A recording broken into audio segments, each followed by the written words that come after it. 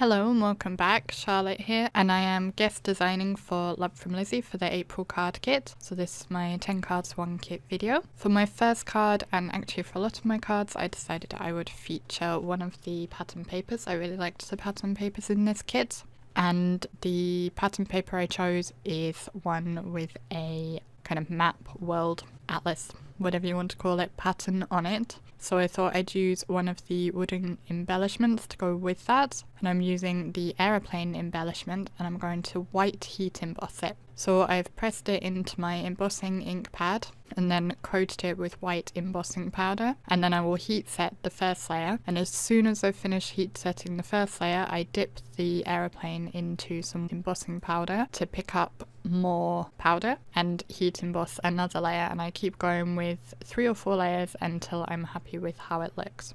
Then I will set the aeroplane to one side and work on my card. I'm using a peachy coloured card base and then attaching the pattern paper panel over the top. I've cut the panel to be just smaller than the card base so you can slightly see the colour of the card all around. Then in the pattern papers there was one sheet that had like sentiment strips, and I'm using that to add a border along the card, and so it's doing double duty as a border to add interest to the panel, and it's also being my sentiment. And I'll use my T-square ruler to line that up, and I have double-sided tape so on the back of it, so I'll just press that down into place. It is slightly longer than my panel, but I just kind of bent the end up and snipped it off with my scissors. Then I'm going to use some liquid glue to attach that wooden embellishment that I had heat embossed. I then decided I wanted to add just a little something extra to the card still, so I bought in some of the sequins from the kit and just added a few here and there just to finish off my card.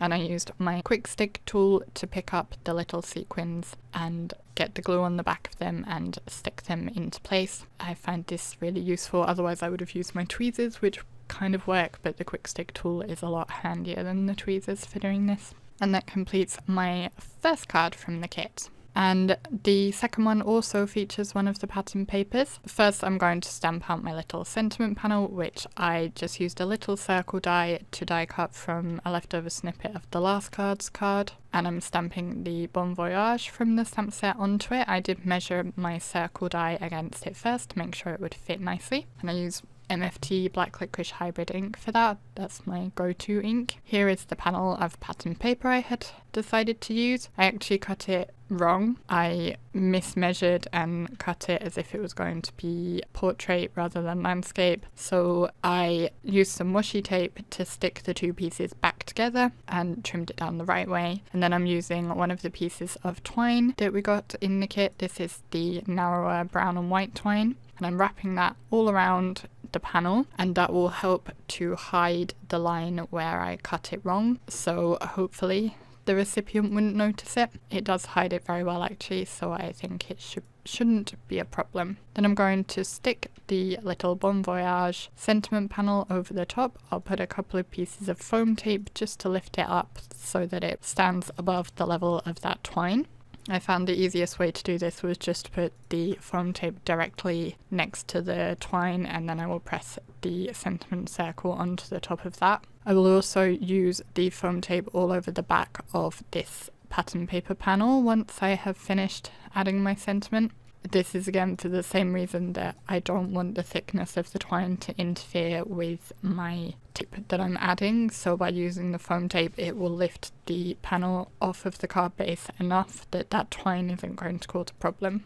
And this time I used a cream card base, and again I cut the panels so there would be a reveal all the way around, and actually this time I cut it smaller than I did in my first card, so it has a slightly larger reveal around the edge of the panel. And once I've got that pressed into place and adjusted my twine to make sure I'm happy with how it looks, then that will complete my second card. For my third card, my starting point was actually the stickers, and I played around with a few different ideas and then decided I would use this balloon pattern paper for my background. So again, I'm trimming down a panel to be just smaller than my card base. As with the first card, I'm using the kind of peachy coloured card here. And then, I'm sorry I'm slightly off screen, but you'll see my arrangement in a minute. I did work out how I wanted to position the stickers, which I'm using the large globe sticker and also a sentiment sticker. I then decided I would also use the wooden balloon embellishment, and this time rather than heat embossing the embellishment to add colour to it, I am using my alcohol markers to add colour. I used a couple of browns to add colour to the basket, and then for the actual balloon part of the balloon, I'm going to use some vintage blues, which I felt matched the colours in the pattern paper quite nicely. Having finished colouring the little balloon embellishment, I will adhere my background panel to the card base. Again, I have double-sided tape all over the back of the panel. I'll get it into position and then I'll peel back the release paper to completely stick it into place. I find this is a really good way to help me get my panels lined up because otherwise I struggle with them. I've already adhered my stickers to the panel. As I said, I'm using the globe sticker and also a sentiment strip sticker which says "Let's travel the world together," and then I finally just had to glue my balloon into place. So that completes card number 3. For card number 4, I decided to use the dies and focus on those. Before I'd even started working on these cards, I cut each one of the dies out from some of the silver mirror cardstock. So I decided I wanted to use one of those, and I'm going to tie in some pattern papers as well. So I'm using the car. I haven't popped out all the pieces. I like the way it looked with some of them still inlaid. I've put double-sided tape all over the back of it, and then I adhered some vellum behind the windows which I had popped out. And then I'm going to use the cloud die on my card base, and I'm just going to emboss the die. So I have an embossing mat and my Big Shot is open to the embossing setting, and I will just keep moving the cloud to different positions and running it through to create an embossed cloud background just on the top portion of that card base, because the bottom portion is going to be covered with pattern paper anyway. Once I'd finished embossing, I added my strip of pattern paper, which is the one with the various sentiment strips. I thought this made a good base for my car to be driving along. I used liquid glue for adhering this, and that just allows me a little bit of wiggle room to make sure I have got it completely into position before it sticks down completely. Then I just needed to remove the backing paper from my car and adhere that into place onto the card base, as if the sentiment pattern paper is like the road that it's on. So I made sure the wheels were just very slightly overlapping. I wasn't entirely happy, so I decided I needed to add just a little something extra, and I chose to use some of the popped out inner pieces of one of the clouds that I had die cut previously from that same silver mirror card, and I arranged those coming from behind the car as if they are the smoke from the car's exhaust. So I used 4 of those, and once I was happy with the arrangement, I just used some more glue to adhere them into place. And that completes card number 4. This one was a bit difficult to photograph because of the shine from that mirror card, but it looks much better in real life. Card number 5 is a really simple one using one of the cut parts. I thought it kind of looked like the view through a window, so that's what I made. I created a frame with the gold mirror card, and I cut it to be a bit smaller than my card base, and then cut out the center to be a bit smaller than the cut part so that you won't see the edges behind it. I made sure I had enough space to get it lined up how I wanted. I did have to trim the card base down to make the proportions right, but only a little bit. Then I adhered the cut part into place, again using the technique where I put one large piece of double-sided tape all over the back, peel back one corner and press that into place once I'm happy with the alignment, and then peel off the rest of the backing paper. I put foam tape onto the back of my frame so that it would be raised up in comparison to the view, which I thought made it seem a bit more realistic, because of course if you're looking through a window, the view isn't right up to the window frame. Once I had that into position, I pressed it into place. I very nearly left it just like that, but I decided I had to add something else. So I picked one of the sticker sentiments from the sticker sheets, and I decided I would add that overlapping my frame. So I made sure to put some foam tape behind the bits that wouldn't be on the frame and a little bit of glue on the bit that did overlap, and then adhered that to the top left-hand corner of my card, which completed card number 5. Card number 6, I'm again going to use one of the wooden embellishments, and I'm doing the same heat embossing technique as I had done for my first card. So I'm using the World, and I think I heat embossed the wrong side because I couldn't work out how to make it look right once I was trying to get it into place, but never mind. So again, I pressed it into my embossing pad and then dipped it into my, I believe this is Emerald City. It's a Love From Lizi embossing powder. And I just kept dipping it back in whilst it was warm to pick up more embossing powder until I was completely happy with the coverage. Then I have also die cut a snippet of white card which will fit behind that wooden embellishment, and I'm also going to heat emboss this, and I'm using the Baby Blue Party, I believe is what it's called, embossing powder. I will have links to all these below. Again, this is a Love From Lizi embossing powder, and this one has glitter through it as well, large and small bits of glitter. And I heat embossed that until I was happy with the coverage on that as well. Then I used some glue on the back of the wooden embellishment and pressed it into place on that sparkly blue circle that I had embossed. The circle is a little bit bigger, so when the glue was completely dry, I just used my scissors to trim the edge off so that it's all the right size. I'm going to be using a cut apart for this card, the one that says "You Are My Happy Place," and I decided to adhere that globe that I had heat embossed over the top of the little marker that was on that cut apart. Then I set that aside whilst I worked on my card base. For my card base, I'm making a kind of plaid or tartan pattern using the peel-offs that came in this kit, which are minty green glittery peel-offs, and I'm placing them across my card base. I do use my grid lines on my mat as a guide, but I also just kind of judge it by eye as well. And I did cut out a lot of that because it took me quite a while to do that. And once I had all the pieces in place, I actually trimmed away the bits that would be hidden by the cut apart so that they wouldn't be wasted, because even those little bits can be used on future projects. Then I put some foam tape on the back of my cut apart that has my little globe attached to it, and I will position that onto my card base. So that's popped up from the background, and that will complete card number 7. Moving on to card number 8, I'm going to be using one of the tags, and I have attached it to the back of one of the cut aparts. I didn't show how I attached it simply because I had to hold it up to the light to make sure I could see that I was getting it in the right position so that the decorative part of the cut apart would be on the tag and not hanging off the edge. Once I had it in place, I trimmed around it, and then I took a little hole punch to punch the hole back through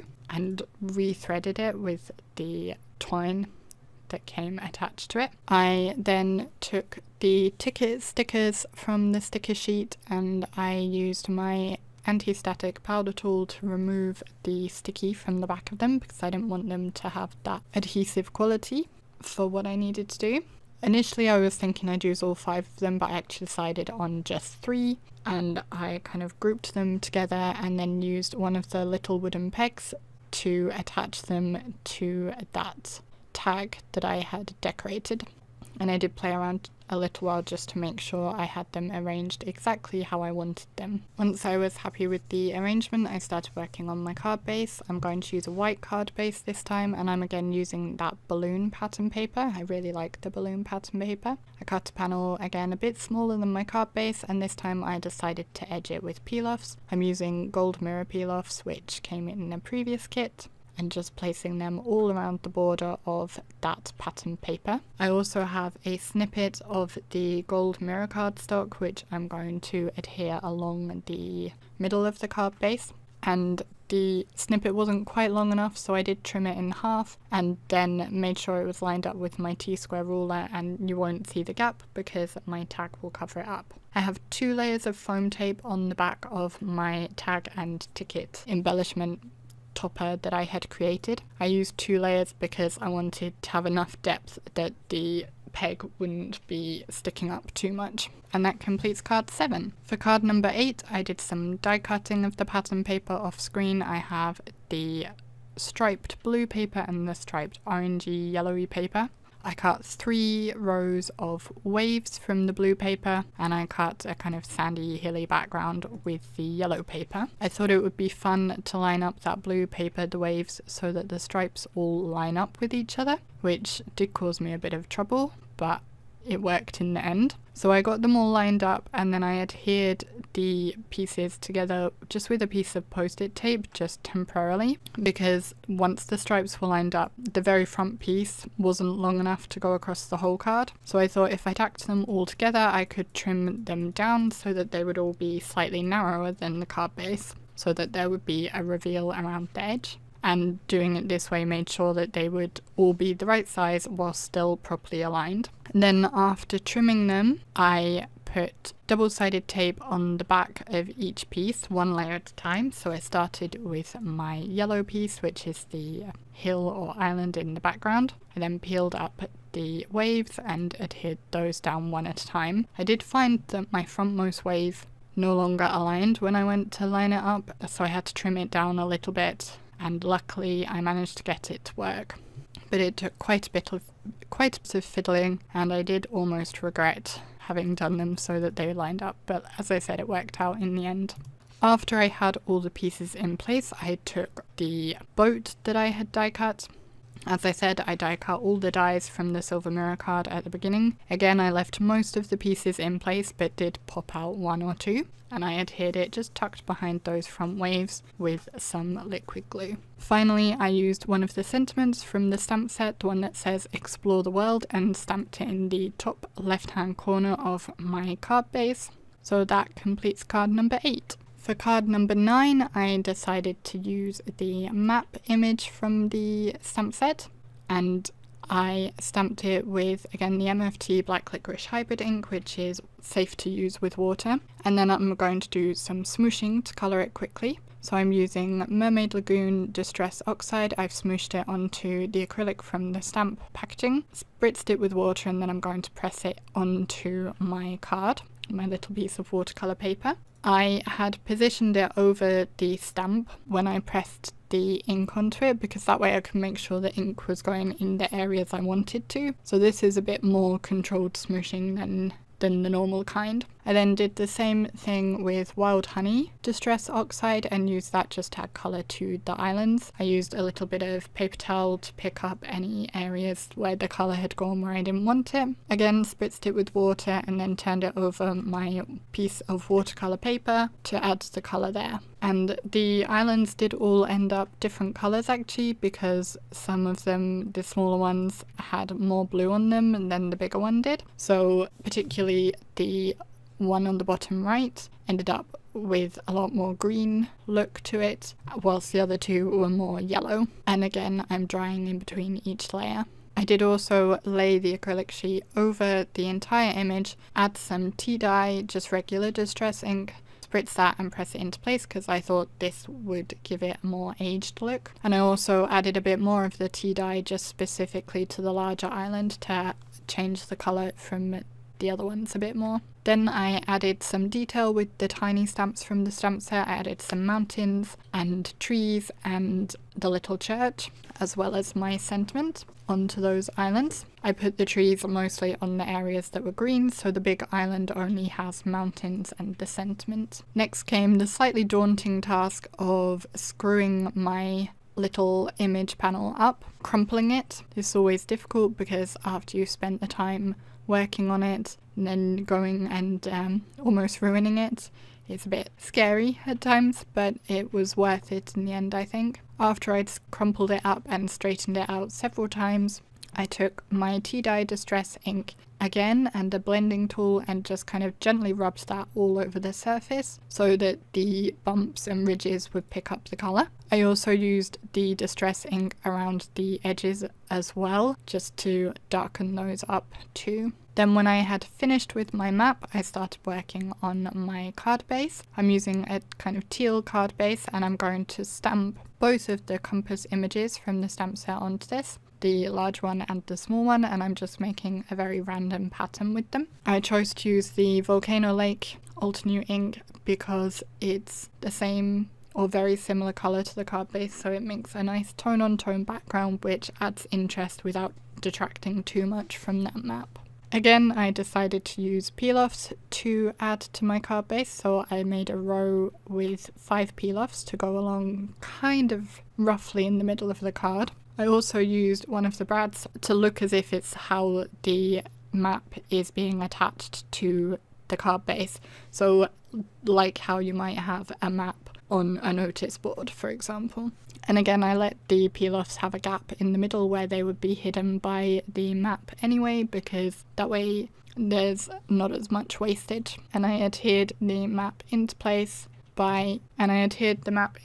just by adding a few bits of foam tape behind the areas that would be more up, just to support those. And that completes card number 9. So then we are on to the very last card, and for card number 10 I'm again using one of the pattern papers, and this one is quite quick and simple. So I started with the pattern paper, which I fussy cut out the focal image from, and then I also used my craft knife to cut out the center of the marker just to make sure that could see through to the card base as well. I felt it would look better that way. The pattern paper is longer or taller than the card base, so once I had finished with my cutting, I trimmed it down slightly and then put foam tape on the back and used my MISTI to help me get that panel lined up right to the edge and pressed into place. I die cut the words Happy Birthday from a piece of black card which I'd backed with double-sided tape. This die came in, I believe it was last year's February kit. It's quite delicate, which is why putting the adhesive on the back of the card before die cutting is really helpful. I used my reverse tweezers to adhere it into place. I also attached the last 2 of those little ticket stickers, and that completed my 10th and final card. So those are the cards that I made from the card kit. I hope you enjoyed them. All the products I have used will be linked down below. If you enjoyed this video, I hope you will press the like button. If you didn't, the dislike button is right next to it. If you'd like to subscribe to either my channel or the Love From Lizi channel, you can click the buttons that are on screen now. If you'd like to leave a comment below, I'd love to hear which of the cards I made with this kit was your favourite. I really like the one with the boat and the stripy waves. My husband really likes the one with the map. Thank you so much for watching, and I will see you again in the next video. Bye!